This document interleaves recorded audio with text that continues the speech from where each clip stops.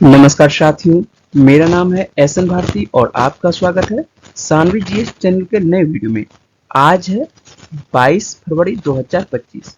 हम लोग 22 फरवरी 2025 से जितने भी करंट अफेयर्स के महत्वपूर्ण क्वेश्चन बन सकते हैं उस सभी पर डिस्कस करेंगे। पीडीएफ आप हमारे टेलीग्राम चैनल से डाउनलोड कर सकते हैं, जिसका लिंक मैंने इस वीडियो के डिस्क्रिप्शन बॉक्स में दे दिया है। तो आप इस लिंक पर जाकर टेलीग्राम चैनल ज्वाइन कर सकते हैं। चलिए शुरुआत करते हैं हम लोग पहले क्वेश्चन से।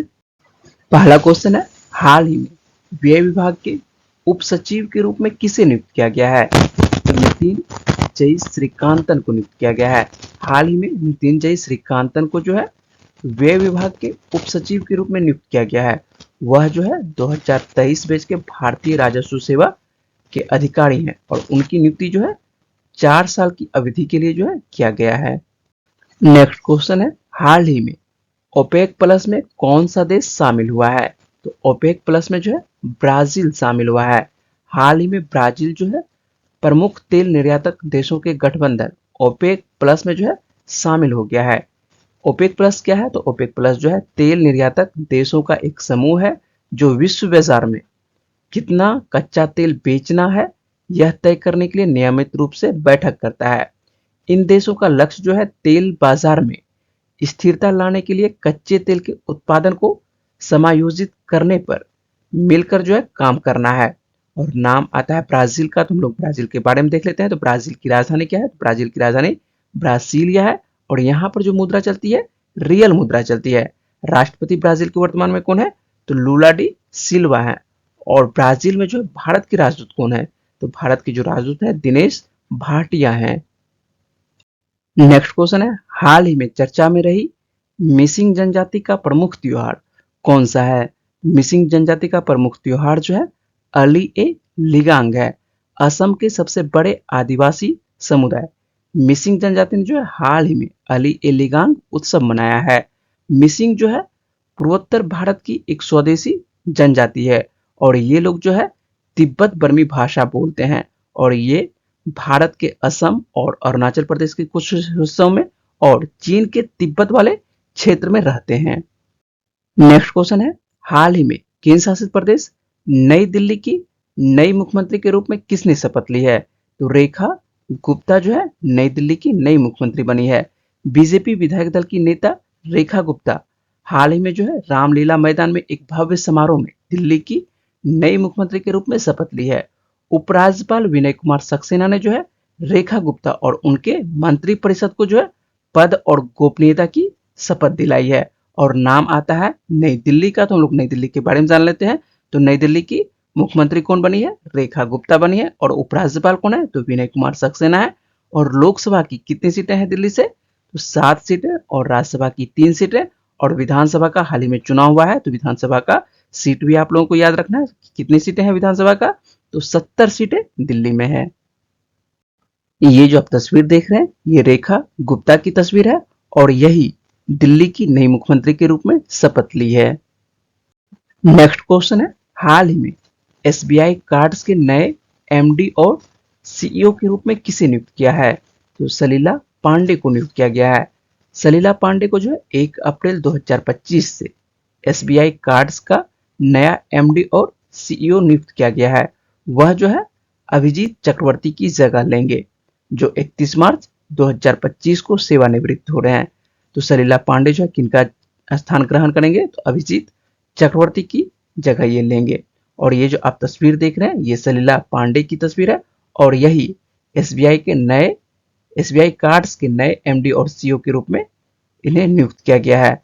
और ये वर्तमान में जो है एसबीआई में मुख्य महाप्रबंधक के रूप में कार्यरत हैं।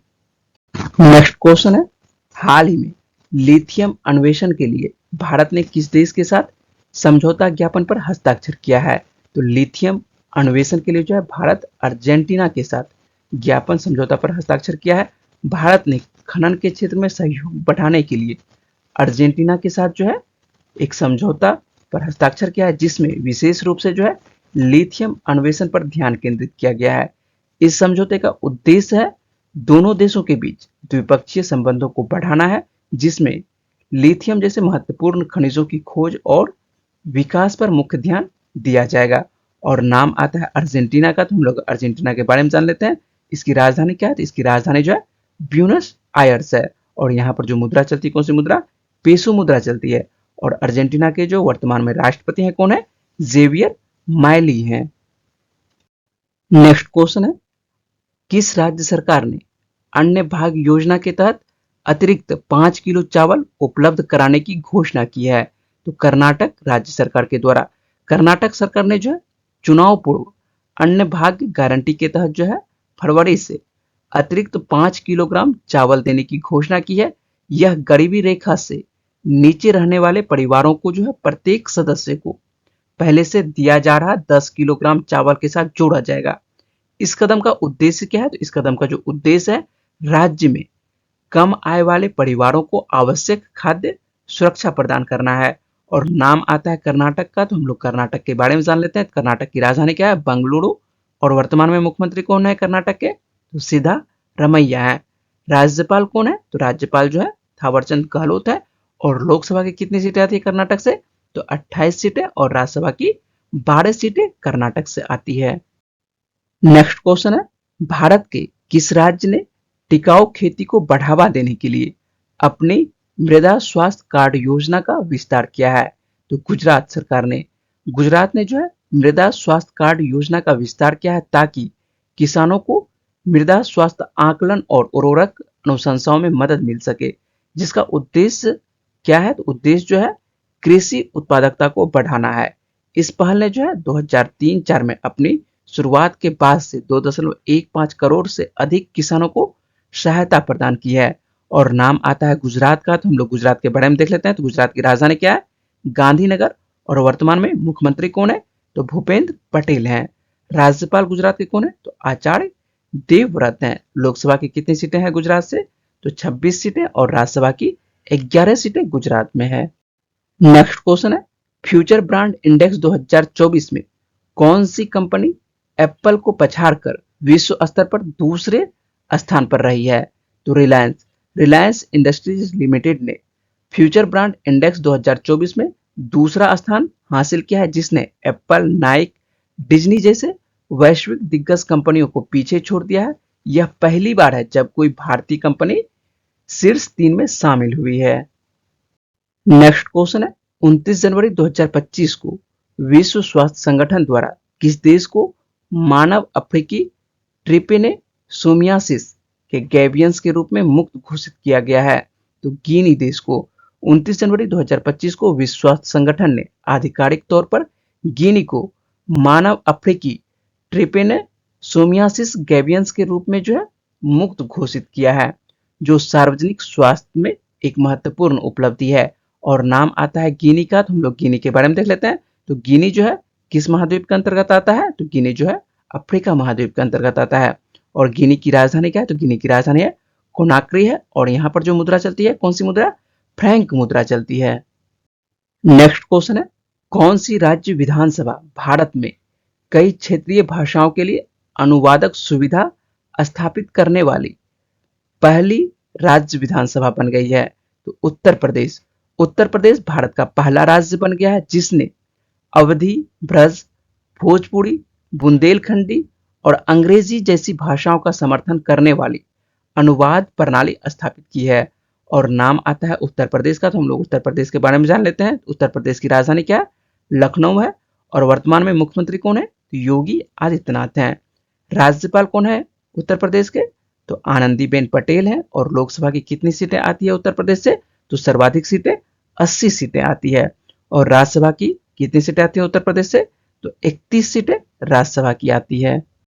पिछले वीडियो में मैंने आप लोगों से प्रश्न पूछा था, भारत संयुक्त सैन्य अभ्यास धर्म गार्जियन के 6ठे संस्करण का आयोजन किस देश के साथ कर रहा है? तो इसका सही आंसर हो जाएगा जापान के साथ। और अधिकांश छात्रों ने इस प्रश्न का जवाब जो है कमेंट बॉक्स में सही दिए हैं। हम लोग आज का प्रश्न देख लेते हैं। और आज का प्रश्न जो है आज के वीडियो से ही है। यदि आप वीडियो को अच्छे से वॉच किए हैं तो इस प्रश्न का जवाब आपको बनना चाहिए। प्रश्न है, केंद्र शासित प्रदेश दिल्ली की नई सीएम के रूप में किसने शपथ ली है? तो इसका सही जवाब क्या है वो जल्दी से आपको कमेंट बॉक्स में बताना है। और मुझे उम्मीद है कि इस वीडियो में मैंने जितने भी इंपोर्टेंट क्वेश्चन पर बात की है वो पॉइंट्स आपको समझ में आए होंगे।